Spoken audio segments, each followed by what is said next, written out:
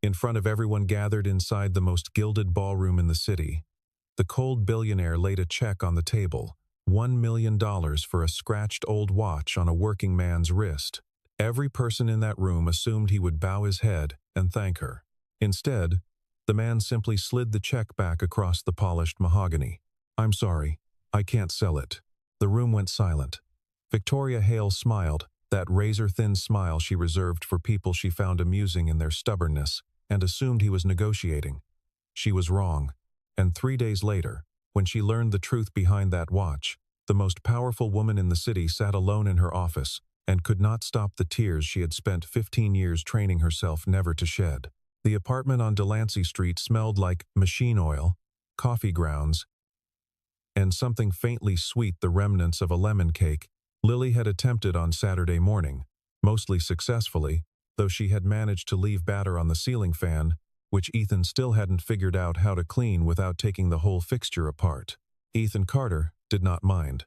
He stood at the kitchen counter at 6:45 in the morning, pouring 2 mugs of coffee, one for himself, one pale and sweet for Lily, who insisted she was old enough for coffee but would reliably drink half and abandon the rest beside her library book. The apartment was small. 2 bedrooms with walls thin enough to hear Mrs. Galvin's television through the plaster. A kitchen where the refrigerator door had to be opened at a specific angle or it scraped the linoleum. A window above the sink that looked out onto the alley where, in winter, pigeons clustered on the fire escape as though asking to come in. Ethan was 34 years old. He had broad shoulders that had narrowed slightly from years of working in cramped crawl spaces and ceiling ducts, and a face that would have been described as handsome if anyone had asked him, which no one particularly did. He kept his dark hair short and his chin clean-shaved, not out of vanity, but because both things required less attention. He wore the same style of work shirt in rotating colors, gray, navy, faded green, and steel-toed boots that had been resoled twice. On his left wrist, always, was the watch. It was not impressive to look at. The case was brushed steel gone dull with handling, and the leather strap had been replaced twice by a watchmaker on Orchard Street, who charged $20 and always commented on the condition of the movement inside exceptional, the old man said each time, shaking his head with something between reproach and admiration. The dial was simple. Roman numerals. A small seconds hand. Nothing on it to indicate that anyone with money had ever owned it, let alone that its acquisition was tied to the most important night of Ethan's life. He heard Lily before he saw her, the particular rhythm of her footsteps, the heavier landing on the left foot that her cardiologist, Dr. Ineolas, Nora Hess, monitored during each quarterly visit but had never categorized as anything more than a gait habit. Lily was 8 years old and had inherited from her mother, Caroline, a quality that Ethan could only describe as the ability to make every room feel more inhabited. She arrived in the kitchen wearing a sweater, 2 sizes too large, her dark hair unbraided from sleep, holding a book against her chest as though she had woken mid-chapter. "There's batter on the ceiling fan," she observed, sitting at the table. "I know. I calculated the trajectory. It was the mixer on speed 4. You shouldn't have had the mixer on speed 4. In retrospect." She accepted her pale coffee and wrapped both hands around the mug. "Dad, can I ask you something?" "You can always ask." She looked at the watch on his wrist with the particular frankness that had characterized her since she could form sentences. "Why don't you sell it?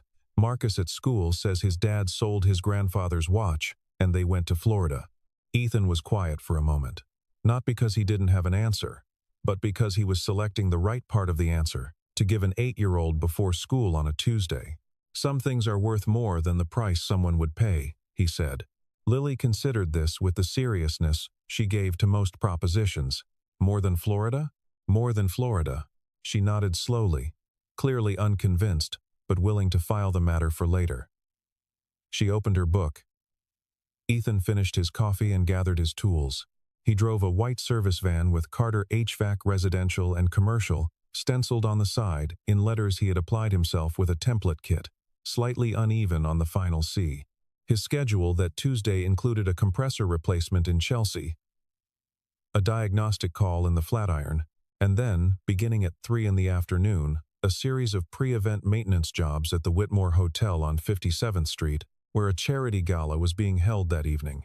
He had been hired through the hotel's facilities contractor, Brannigan Services, which had subcontracted to him after their usual HVAC technician broke his wrist playing recreational hockey.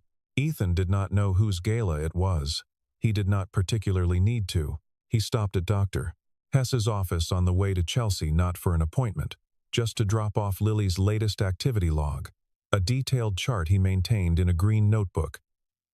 Lily's sleep hours, her food intake, any complaints of fatigue or chest tightness, and her activity level each day. Dr. Hess received it at the front desk without comment, which meant it was what she expected.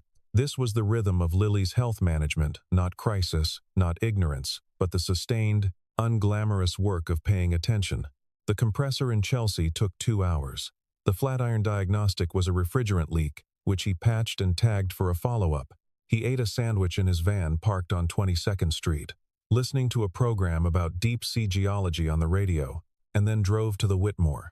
The hotel was dressed for the evening, already flowers arriving at the service entrance, a catering crew setting up in the corridor, a woman with a clipboard directing foot traffic with the focused energy of an air traffic controller. No one looked twice at Ethan. He signed in at the facilities desk and was given access to the mechanical room on the 4th floor and the climate control systems for the Whitmore ballroom. He had been working there for 40 minutes, crouched behind an access panel in the corridor outside the ballroom's secondary entrance, when he first noticed her. Victoria Hale was walking the room with 2 people who moved around her, the way small birds move around a larger one, present, attentive, slightly cautious. She wore a dark blazer and carried no bag, which gave her an air of absolute self-sufficiency. She was gesturing at the floral arrangements with an expression of technical assessment rather than admiration, as though the peonies were a quarterly report and she was identifying underperforming line items. Ethan returned to his panel. He noticed her glance at him once. The way you notice a piece of furniture briefly, categorically, then not at all. He was tightening the final bracket when she passed close enough that he caught the faint sound of her conversation with the clipboard woman. The ambient temperature in the East Wing dropped 3 degrees between 7 and 8 last year. I want it corrected before guests arrive. Yes, Missin Hale. He made a note in his work log and adjusted the calibration accordingly. It was, he thought, a very specific thing to remember from a charity gala the previous year. He filed it away in the same quiet corner of his mind, where he filed things that were interesting but not relevant, and drove home to make dinner for Lily. Victoria Hale had been running Hale Technologies for 7 years. She had taken the company from a state of managed decline, the kind that follows a founder's sudden death and an interim board's well-meaning incompetence, and built it into the 4th largest data infrastructure firm in North America. She was 36 years old. She had been described in print as ruthless, brilliant, unapproachable, and, in one profile that she had read exactly once and never referenced again, the kind of woman who makes men feel simultaneously inadequate and invisible. She did not particularly care about any of these descriptions. What mattered was the work, and the work was measurable. She had not wanted to host the Whitmore Gala. It had been her father's event, an annual charity auction for children's health initiatives, held each year in the first week of November. When Richard Hale died, the board had expected the event to die with him. Victoria had kept it alive for reasons she had never fully articulated, even to herself. She told people it was good optics for the foundation. She told herself, in unguarded moments, nothing, because the unguarded moments were few, and she did not encourage them. Her assistant, a methodical young man named Preston, who had been with her for 3 years and had learned to send communications in bullet-pointed lists rather than paragraphs, had briefed her on the evening's schedule. 130 guests, a seated dinner, an auction of 15 items, ranging from a private wine tasting in Burgundy to a signed manuscript from a reclusive novelist to a collection of 3 vintage watches, one of them, according to the auction catalog, from an anonymous private donor. Victoria had approved the catalog without reading the item descriptions in detail. She did not collect watches. She had approved the inclusion because the auction committee had confirmed the items were of provenance and value, and she trusted the committee because they had never yet embarrassed her. She was reviewing the seating arrangement when Preston entered the suite. The facilities contractor has completed the east wing calibration. The temperature differential has been addressed. Good. Also the technician. He's still in the corridor. His van is blocking the service entrance. Then have someone ask him to move it. Preston hesitated, which was unusual. He's not blocking anything actively. I mentioned it because you asked me to flag any building maintenance personnel who were still on site at 5 o'clock. Security protocol. Victoria glanced up. Name? Ethan Carter. Licensed HVAC contractor. Subcontracted through Brannigan. Clean background. No flags. A pause. He's wearing an unusual watch. She looked at Preston for a moment. He had, in 3 years, never once commented on a person's accessories. Unusual how? Preston placed a photograph on the desk taken, she realized, by the hotel's internal security camera, and then cropped. The watch was clearly visible. Her eyes moved to it and stayed. She knew that watch, not the specific piece, but the model, the Harrington Meridian Caliber, a hand-wound mechanical watch, produced in a limited run of 40 pieces between 1987 and 1989 by a Swiss workshop that had since closed. She knew it because her father had owned one. Because she had sat on his lap as a child and traced the Roman numerals with her finger. Because the watch had not been among his effects when he died, and she had assumed it lost. She was, for perhaps the first time in 15 years, uncertain.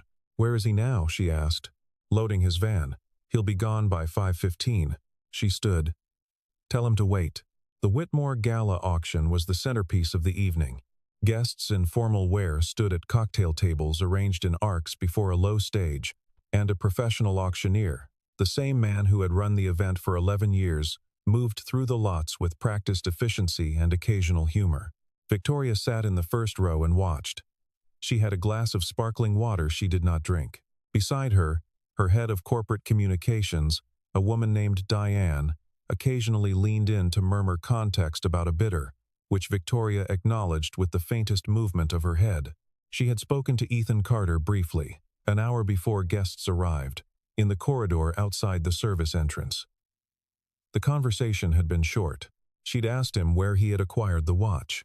He had looked at her with calm, steady eyes, the look of a man who was not intimidated but was choosing his words carefully, and said it had been given to him. She had asked by whom. He had said he'd rather not discuss it in a hotel corridor before a catering crew. She had found this, against her own expectations, reasonable. She had given him her assistant's card and told him she would like to speak further. He had accepted the card, looked at it briefly, and put it in his shirt pocket without comment. She had spent the first half of the gala thinking about that exchange. The watch she had recognized on the auction catalog, a different piece. A Patek Philippe went for $320,000. A wine-tasting lot went for $60,000. The novelist's manuscript drew a bidding war that ended at $450,000, to general applause. Then the auctioneer mentioned something offhand, a late addition to the program, he said, a story of interest. He had spoken to the facilities manager, who had mentioned the technician on site, who wore a particular watch. The auctioneer, who had a showman's instinct for drama, had taken it upon himself entirely without Victoria's knowledge or authorization to invite Ethan into the room and make a show of it. Ethan appeared at the edge of the stage with the specific expression of a man who had not consented to whatever was currently happening. He was still in his work clothes. The room had gone quiet, in the way that expensive rooms go quiet when something unexpected intrudes. The auctioneer explained that he had heard, from the facilities staff, that the gentleman wore a rather remarkable watch, and that Miss Hale had expressed interest. Was there, he asked with theatrical lightness, a number that might start the conversation? Victoria stood. She did not do it for the audience, or for the spectacle. She did it because the situation required a resolution, and she was the fastest path to $1 million, she said. The number moved through the room like a current. Ethan looked at her. She looked at him. There was a moment she would think about it later, trying to categorize it, in which she had the distinct sense that he was not weighing the offer. He had already decided. "I appreciate the offer," he said. His voice was unhurried. "I'm not able to sell it." A man in the third row laughed, a short, reflexive sound of disbelief. Someone else said something low and unkind. Diane gripped Victoria's elbow, which was the gesture she used when she wanted to signal crisis management. Victoria did not look away from Ethan. "You understand what that number means?" "I do," he said. "Then you understand that refusing it is my choice." He said it without aggression, without apology. The plainness of it was almost startling. "I'm sorry for the disruption." He nodded to no one in particular and walked back out of the room. Victoria sat back down. The auctioneer, after a 5-second pause that probably felt longer to him than to anyone else, moved on to the next lot. The conversation beside her resumed. The evening continued. She did not hear any of it. Preston had a gift for thoroughness that Victoria had recognized within his first 2 weeks, and then deliberately cultivated through salary and scope of responsibility. By Thursday morning, 36 hours after the gala, he placed a file on her desk with the quiet efficiency of a man delivering something he knew was significant. Ethan Carter, 34. Licensed HVAC contractor, sole proprietor, operating for 6 years. Single father to 1 daughter, Lily Ann Carter, age 8, currently in 3rd grade at P.S. 134 on the Lower East Side. Prior to his contracting business, Ethan had served 8 years with the New York City Fire Department, Engine Company 17, retiring at the rank of lieutenant after an injury sustained during a structure fire, a 2nd-degree burn along his left forearm, documented in medical records as fully healed. No outstanding debts, no foreclosure filings, no civil suits. He had received 2 citations for outstanding service during his FDNY tenure. His tax filings showed a modest and consistent income. His daughter's medical records, obtained through a contact at the insurance verification office Preston had access to, listed a structural cardiac variant minor mitral valve irregularity, monitored quarterly, currently managed without medication. Victoria read the file twice. Then she read it a 3rd time, looking for the thing Preston might have missed. The footnote that explained why a man in this situation would refuse $1 million for a watch he clearly could not afford to own. She found nothing. She called Preston in. Former firefighter. Engine 17. What building fires did they respond to, in what would be the range? 15 years ago, give or take. I can pull the incident logs. FDNY records are public past a certain date. Do it. She sat at her window while he worked. The city moved below her with its usual indifferent velocity. She thought about the file. She thought about the way Ethan Carter had said my choice, not defensively, not defiantly, just as a statement of fact, like naming the weather. She had been refused before. Negotiations stalled. Acquisitions blocked. Bids declined. She was accustomed to refusal as a tactical move, a position to be countered or understood. In terms of leverage, this did not feel like leverage. It felt like something else entirely, something she didn't have clean language for. Preston returned in 40 minutes with a printed incident log and a second, smaller document. Engine 17 responded to 43 major structure fires in the relevant 5-year window, he said. One of them, November 14th, 11 years ago, was a warehouse fire on West 20th Street. The building housed a gallery space on the upper 2 floors. One civilian was rescued from the 3rd floor by a Lieutenant Ethan Carter before the staircase collapsed. He paused. The civilian's name was Richard Hale. The room was very quiet.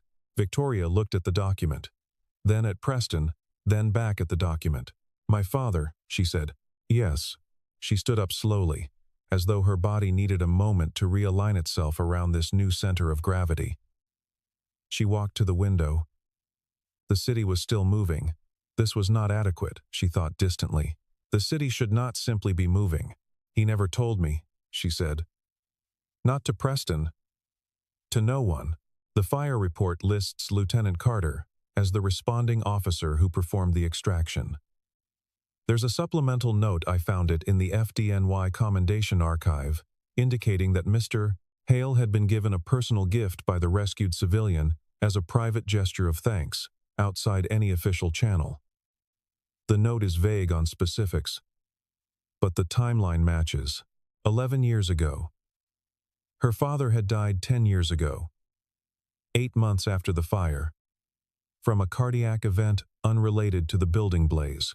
In the months between the fire and his death, he had not, as far as she had known, as far as anyone had told her, mentioned being rescued by anyone. She thought about this. She thought about her father's particular brand of privacy, the way he held significant things close, not from secrecy, but from a kind of personal reverence. As though naming something too loudly might diminish it. He had been that way with love, too. She had understood it only after he was gone. She found, to her considerable alarm, that her eyes were burning. "Find me an address for Carter," she said, keeping her voice level. "I want to speak with him in person." She went alone. She did not take a car service.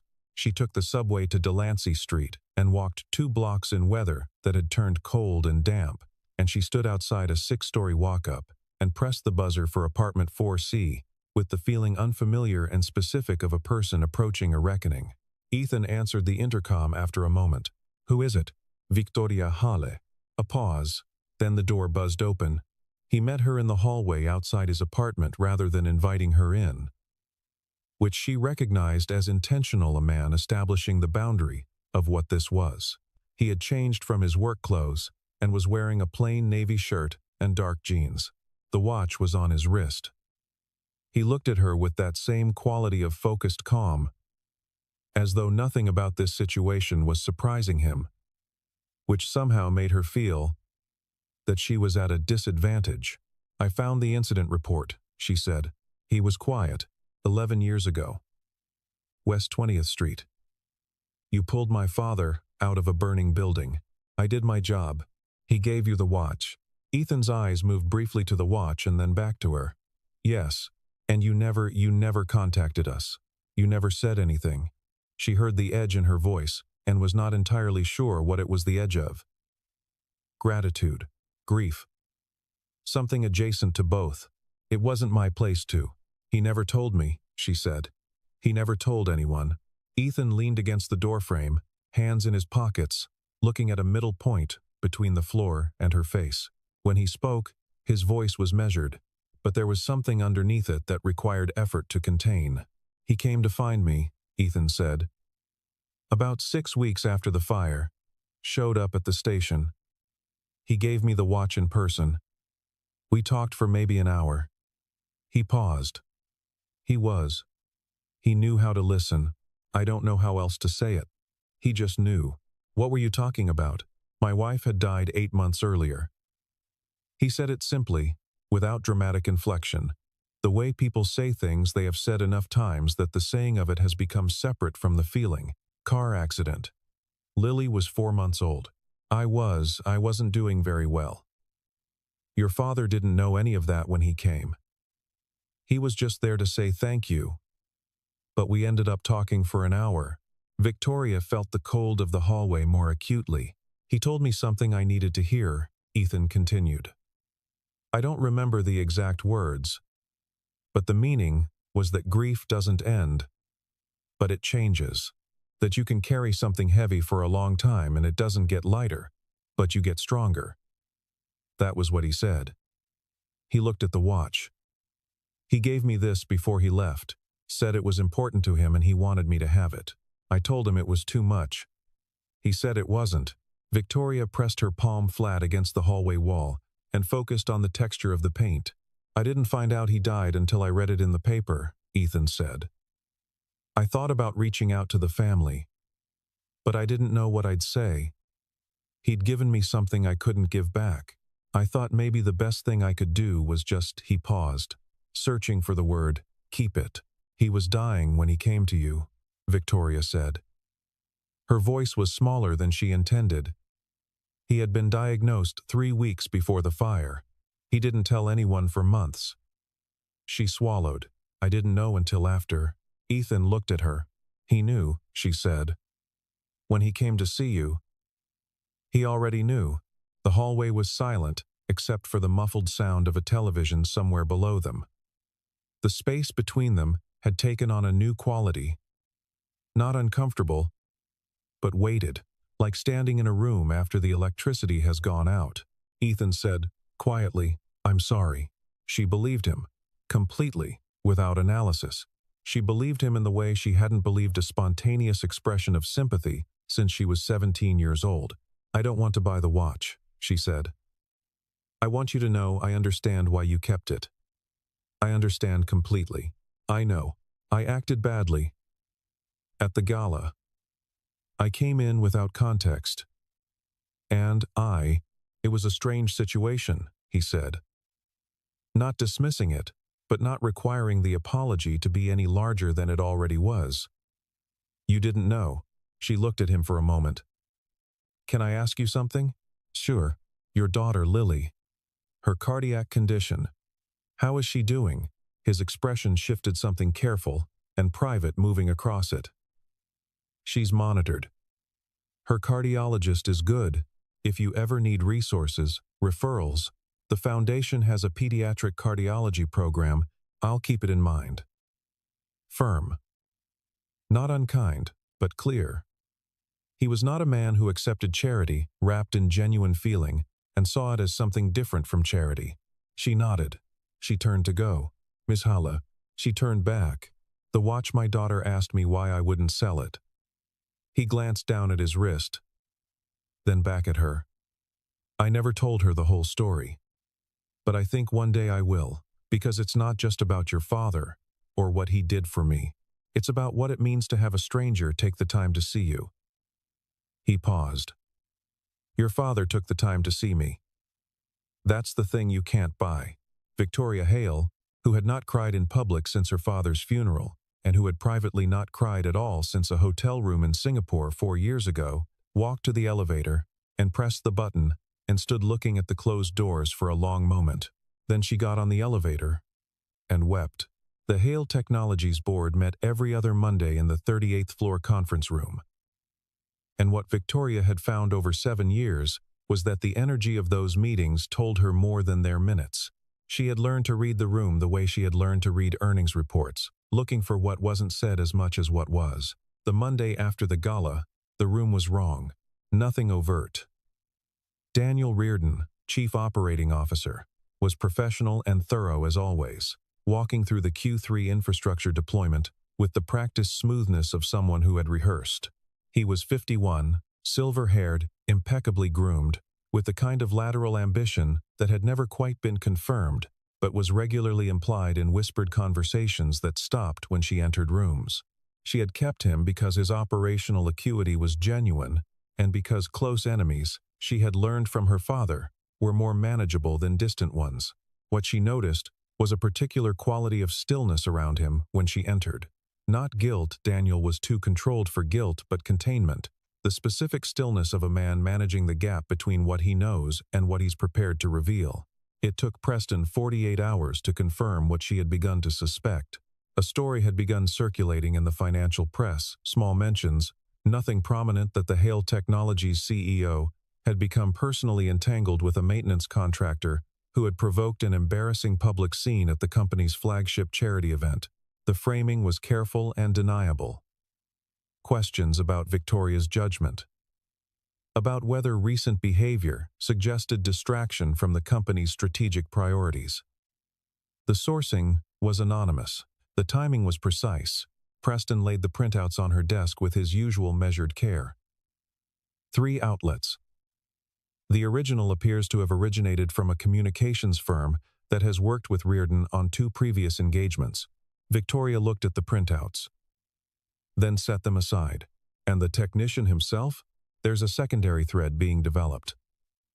The suggestion is that Mr. Carter sought the connection deliberately, that the refusal at the auction was staged for attention. She was quiet for a moment. This will reach the trade press by end of week. Likely. And Lily? The daughter? Preston's voice was the same, but his expression was not. Her school has received 2 anonymous contacts in the last 24 hours. The nature of the contacts isn't confirmed yet, but children talk. Victoria stood up. She went to the window. Outside, the city was its usual impossible self. Simultaneous and indifferent. She had built this company on the understanding that power required maintenance, not just the accumulation of it, but the constant, vigilant work of knowing where the pressure was being applied. She had spent 7 years being careful. She had spent 36 hours thinking about a man in a hallway on Delancey Street. And in that time, the floor had shifted slightly under her feet. She was not afraid of Daniel Reardon. She was not afraid of the trade press, or the anonymous sources, or the implication that her judgment had been compromised by sentiment. But Lily Carter was 8 years old, with a heart condition, and a father who had spent 11 years carrying a secret act of grace, without asking for anything in return, and the idea that this man's daughter was now a target in a corporate game was something Victoria Hale found for the first time in a very long time, intolerable in a way that was not strategic, not calculated, just wrong. She turned from the window. "Schedule the shareholders' meeting," she said. Not the regular calendar. A special session. Friday. Preston looked at her. "That's 4 days. I know. The notice requirements. I know." She picked up her phone. "I'm going to need the Foundation's legal team, the communications director, and I want the incident report from Engine 17 digitized and verified by a forensic document service by Thursday noon." She paused. "And Preston, find out if Lily Carter is all right."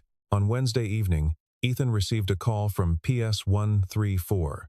Not from a teacher, but from the principal, Dr. Allison Webb, a woman Ethan had spoken to twice before, once about Lily's reading advancement program, and once about an incident in which Lily had corrected her science teacher on the properties of igneous rock with such comprehensive thoroughness that the teacher had filed a formal note about classroom dynamics.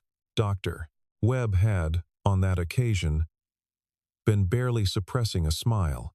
She was not suppressing anything now. "Mr. Carter, I want to call you directly because I believe in transparency. There have been some comments circulating among older students, things they've heard from parents. I think about media coverage of your family.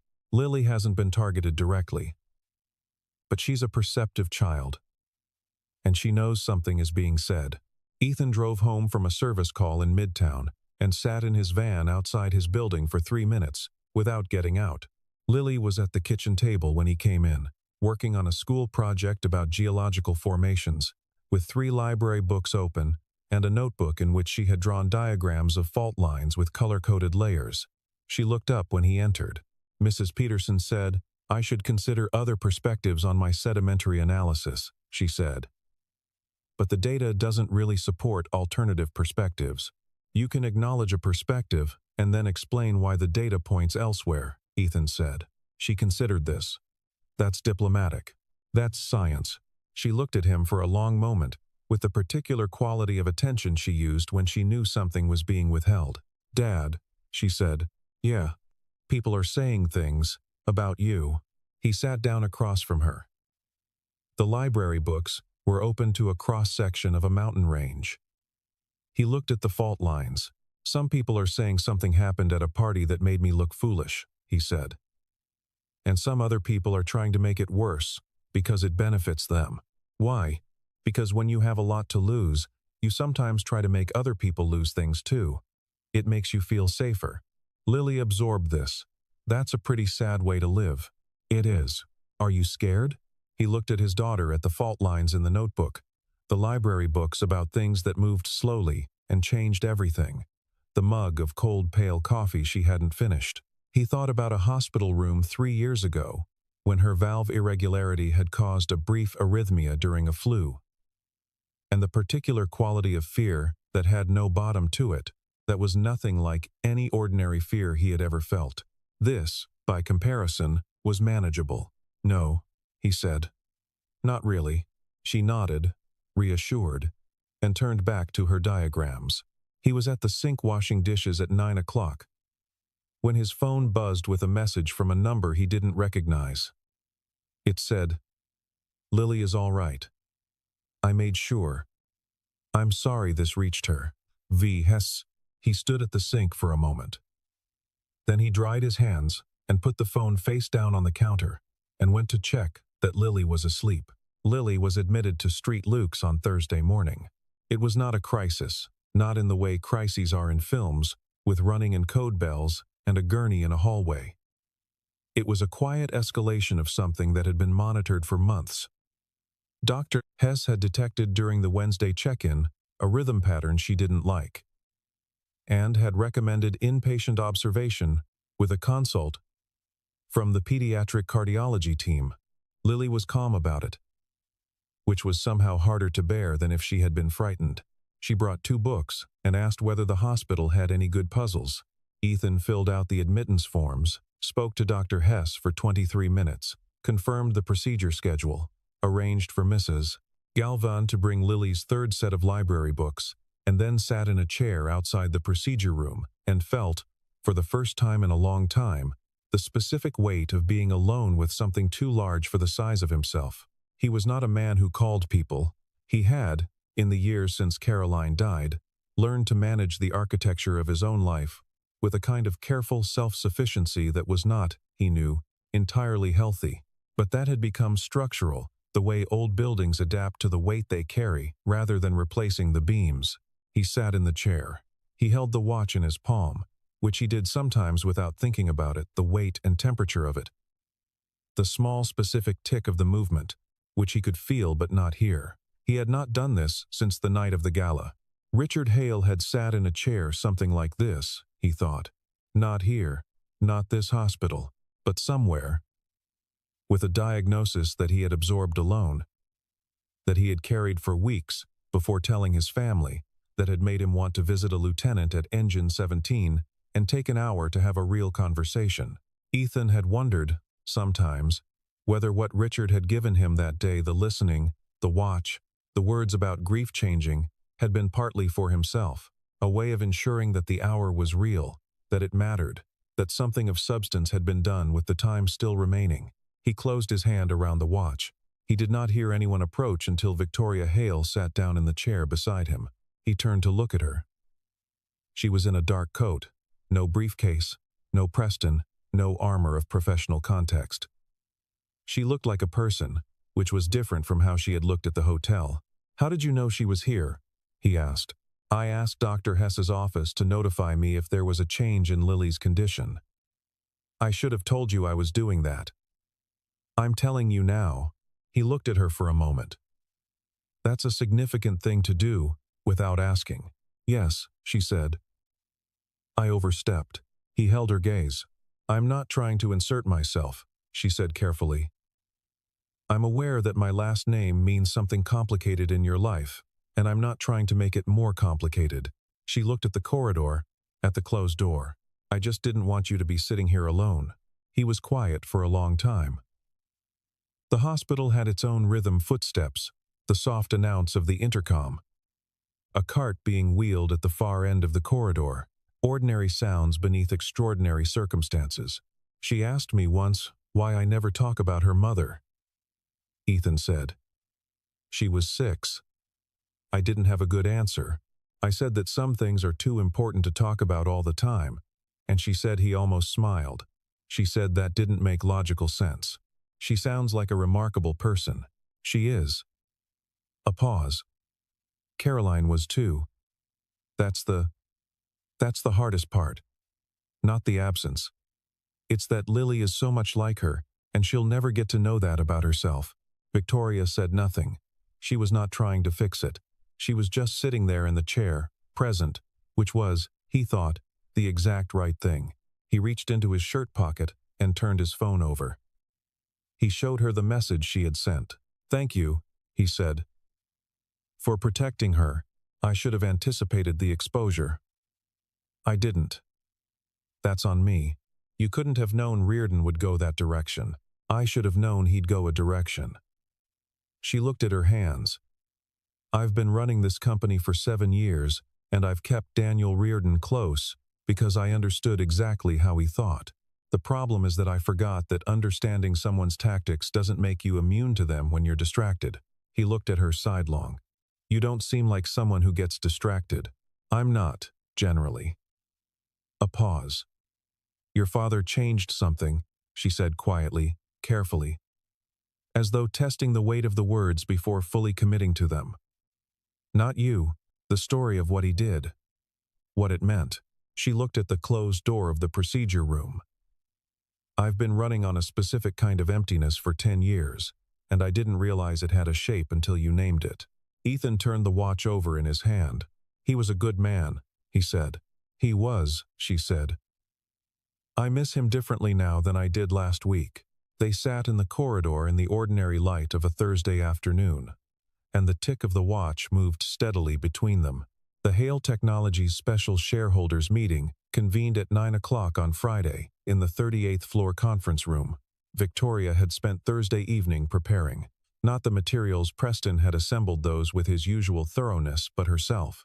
She had sat in her apartment for an hour with a glass of water and the image of Ethan Carter sitting outside a hospital room holding a watch that had belonged to her father, and she had thought about what it meant to move through the world carrying things that cost you something. She arrived at 9 sharp. The board was already seated. Daniel Reardon was in his usual position, third chair on the left, with the specific quality of alertness that she recognized as readiness. She stood at the head of the table and did not open with the agenda. 11 years ago, she said, there was a fire on West 20th Street. A man named Richard Hale, my father, your former chairman, was pulled from the 3rd floor of a burning building by a firefighter named Ethan Carter. My father never told anyone. The firefighter never told anyone. And for 11 years, an act that likely saved this company's future because my father was still alive for 8 months after that fire, during which time he finalized the succession plan that put this board in place. That act has been entirely invisible.